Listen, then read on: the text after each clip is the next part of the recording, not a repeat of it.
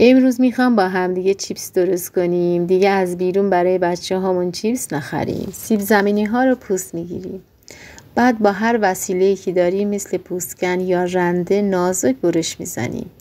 بعد 3 دقیقه توی آب نمک در حال جوش میریزیم. بعد هم 5 دقیقه توی آب یخ قرار میدیم. بعد لایه لایه از هم جدا میکنیم و روی دستمال تمیز میذاریم تا خوب آبش کشیده بشه. بعد هم توی روغن داغ که کمی زردچوبه ریختیم دونه دونه قرار میدیم و طلایی بشه به همین راحتی. برای طعم پیاز جعفری پودر پیاز جعفری خشک بهش اضافه میکنیم. برای طعم کچاپ از پودر کچاپ استفاده میکنیم. برای طعم تند فلفل و نمک میزنیم.